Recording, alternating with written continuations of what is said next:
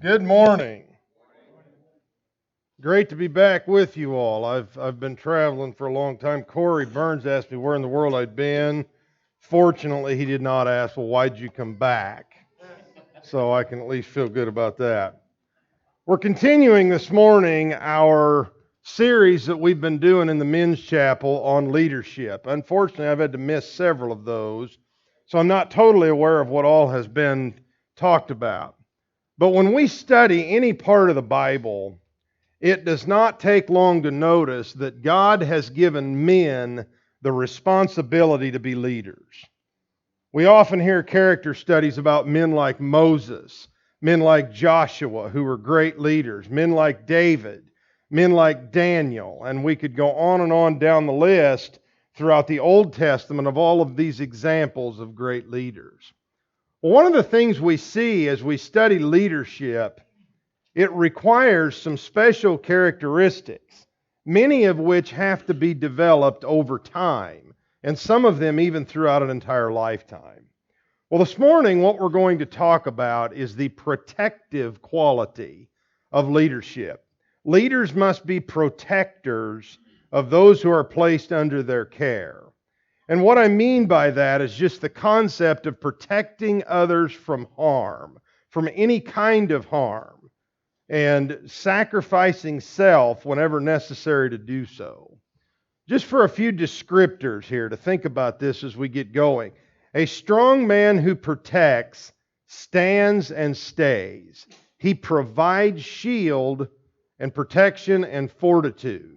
He builds rather than destroys. He creates rather than decimates. He plants rather than uproots. He faces evil and says, "Here is where I stand. Do not come any further."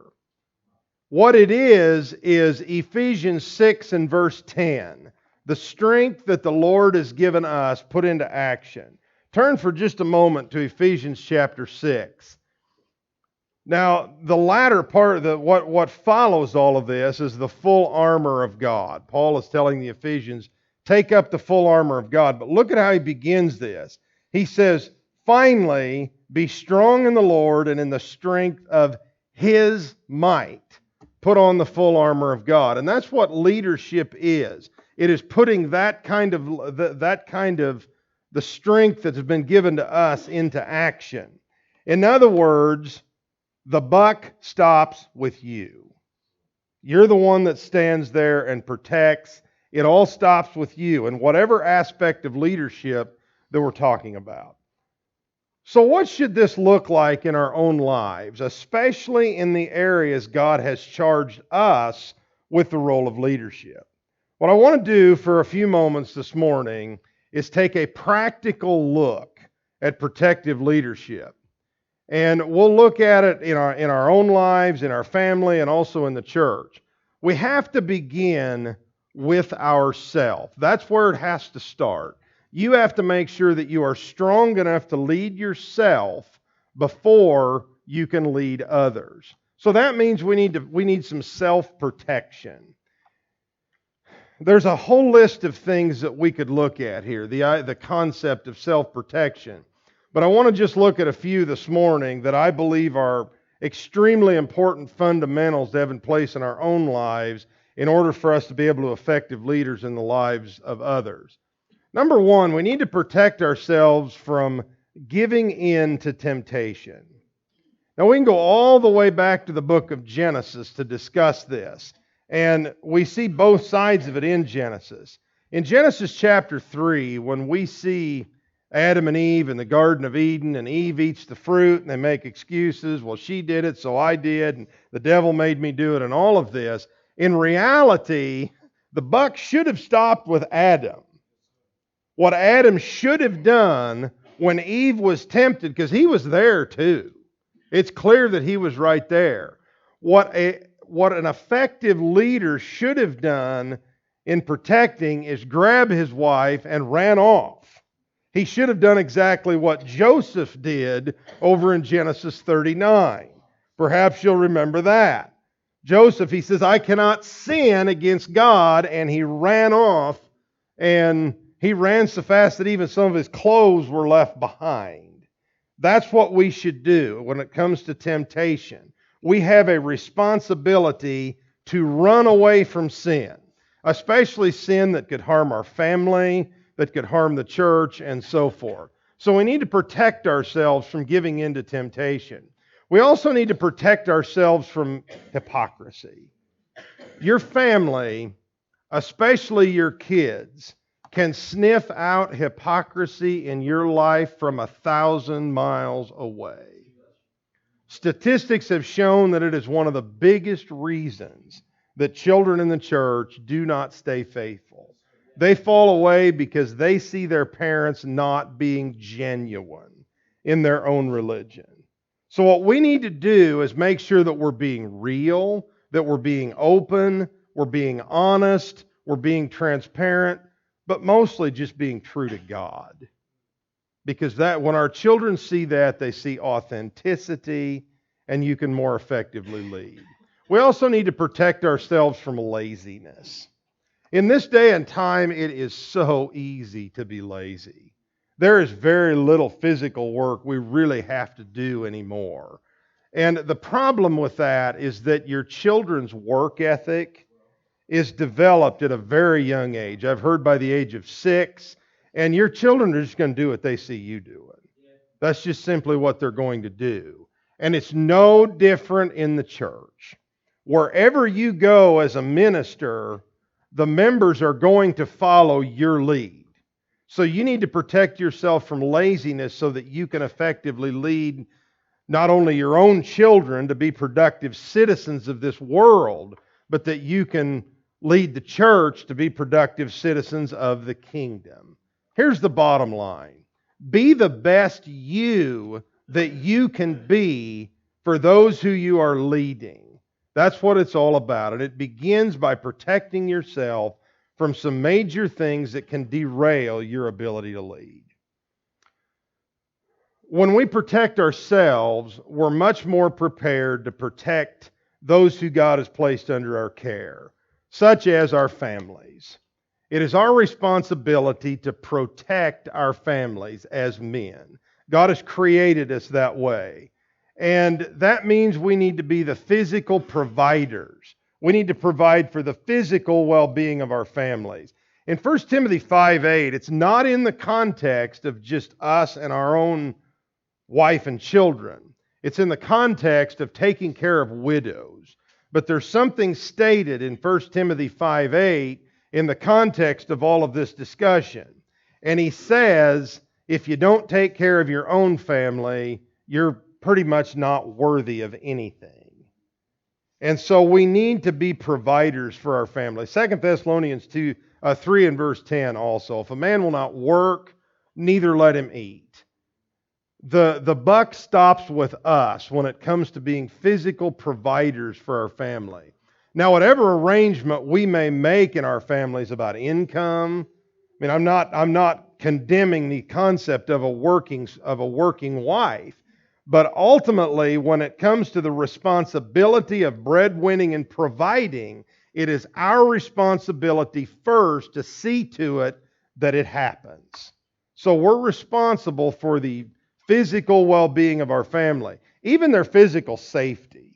We're responsible for taking care of our family's physical safety. I read a quote one time, and it was from a fellow by the name of John Piper.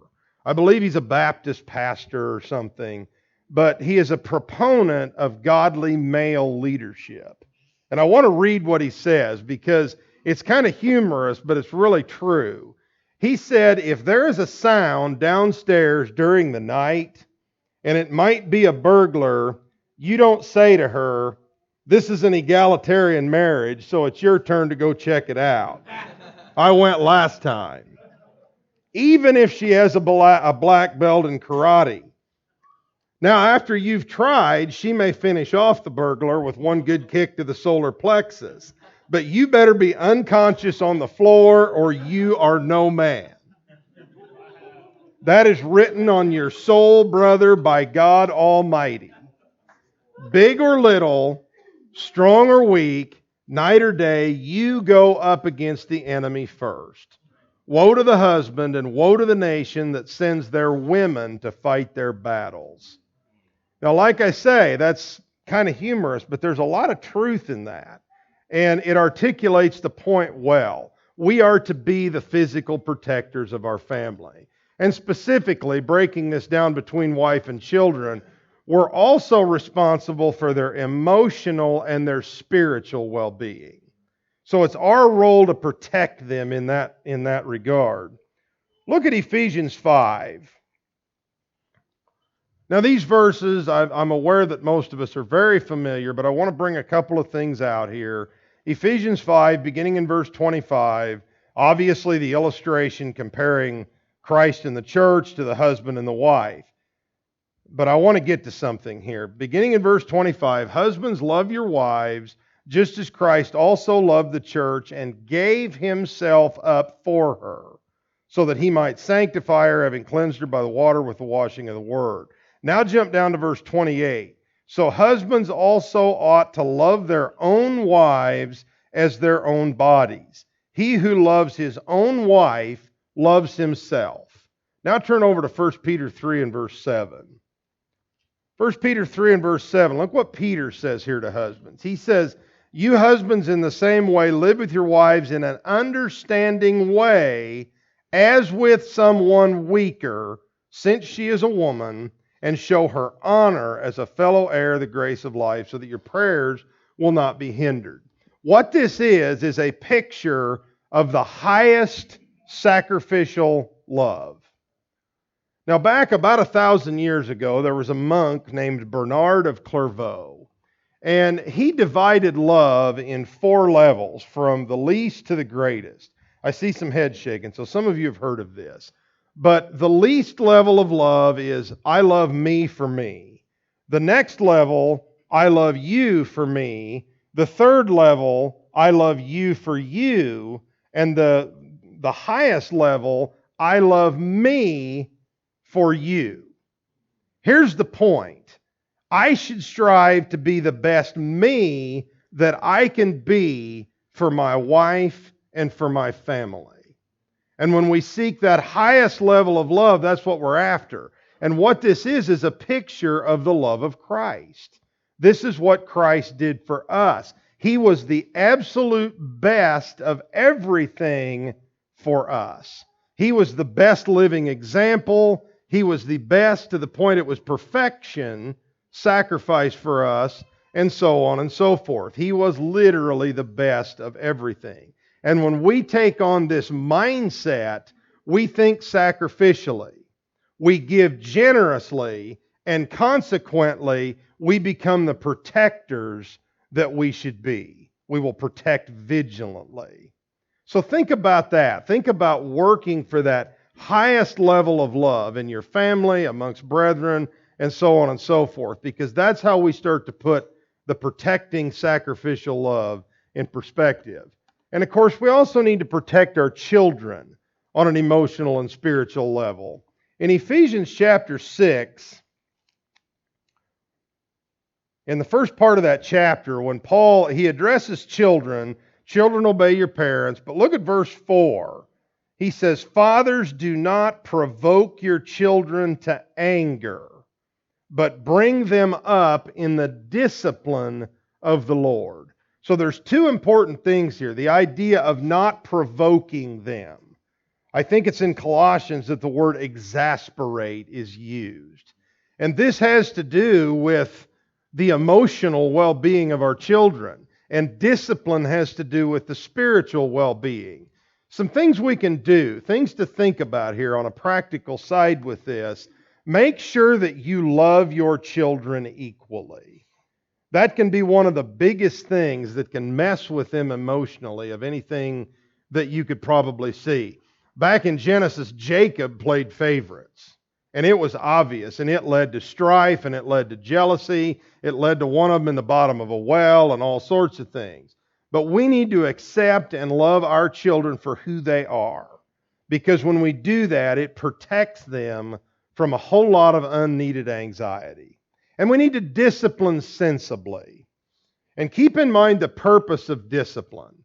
The purpose of discipline ultimately is to protect the child from danger so that they can learn respect for authority and ultimately to save his or her soul.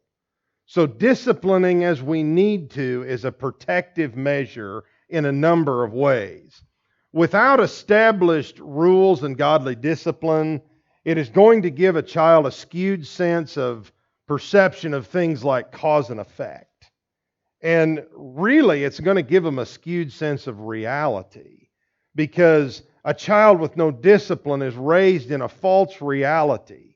It's not how the real world is. So some things to think about when you discipline: be consistent.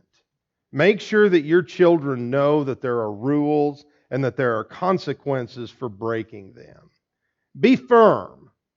Follow through with a warning that you issue to your children.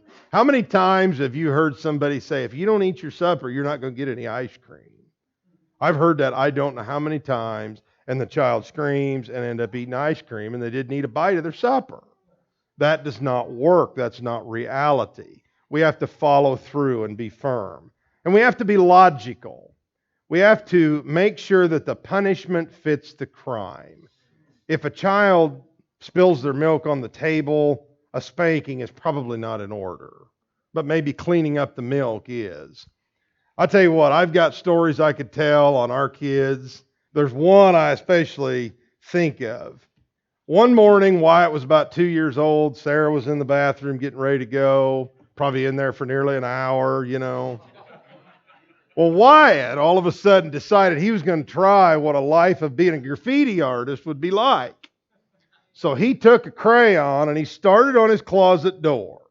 And he scribbled all over that white closet door. Well, once he was done there, he started heading down the hallway. So he takes this old crayon and he just starts walking down the hallway, writing on the wall. Once he gets all the way out to the living room, he decides to try it on the floor. So he goes to work on the floor. Well, Sarah gets ready and out of the restroom, and Wyatt fesses up to what he's done. And he couldn't really talk yet, so he's pointing out all of his artwork and all of this. Well, needless to say, Sarah was probably a little upset. So what she did is, I'm sure he probably got spanked, which that would be a natural reaction to that. But what she did was went and got a Mr. Clean magic eraser, and she put it in Wyatt's hand, and he cleaned every last inch of that crayon mark up himself. He cleaned, and she'd point out, you missed some here, and it took forever, but he cleaned it up, and he never again wrote on the wall. That's what I'm getting at with the idea of being logical, making sure that the punishment fits the crime. Most importantly, with discipline, remember why. Discipline is to protect the child. Here's the bottom line with our families. God created you to be the protector in all aspects of your family. Be the protector that He created you to be. Be the protector of your family. As men, we're charged to protect more than just our earthly families. God has entrusted us to be protectors of His very own children, and that is His church.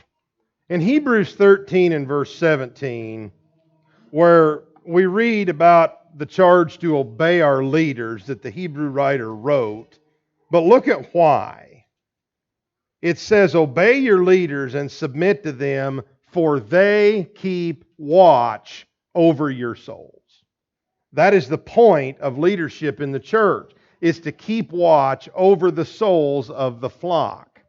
And we can do that in a number of ways. We must lead by example. We must lead by serving, not lording it over them. And we need to lead by teaching. And this one is huge because the protective factor in leadership of the church comes in the fact that we protect the church doctrinally. Look at what Paul told Timothy in 1 Timothy chapter 4. Beginning in verse 16, in this whole laundry list of things he's telling him he needs to be as a minister, as an evangelist, he says, pay close attention to yourself and to your teaching. Persevere in these things, for as you do this, you will ensure salvation both for yourself and for those who hear you. Like I say, this is where protection comes in. As a minister, whether it be a preacher, a youth minister, a college minister, whatever it may be, it is your job to protect those under your care from inaccurate teaching to the very best of your ability. Here's how you can accomplish this. I like to be practical, so let's look at some practicals here. Study with the intent to seek God's will.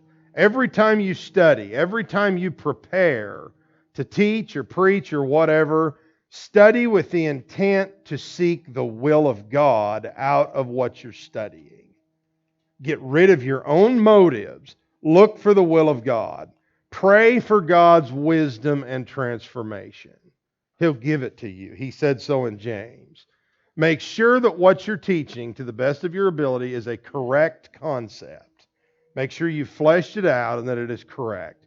The best biblical example I can think of is Acts 17 and verse 11. Be a Berean and teach your students to be Bereans. The Bereans were a group that they ran into after they had left Thessalonica. I'm drawing a blank of who it was, Paul and whichever one he was with at that time. They had left Thessalonica at night and they came to Berea, and that verse says those people were more noble-minded than the ones in Thessalonica because they searched the Scriptures daily to see if the things that were being taught were so. That is the kind of an attitude that we should always have. And when it come time to take a stand against error, a protective leader must do so with great boldness. God has given us a great responsibility to lead. And with that responsibility comes the need to protect those that God has placed in our care. That means physically, it means emotionally, it means spiritually, and it means those in our physical family and those in the church. This starts with you. It starts today, right now, with you individually. So starting right now, think of this today. When you leave here, here's the takeaway. Develop some safeguards in your own life so that you will be prepared to guard the lives of others whom God has placed in your care. It's a great responsibility, an awesome responsibility that we have been given to lead people.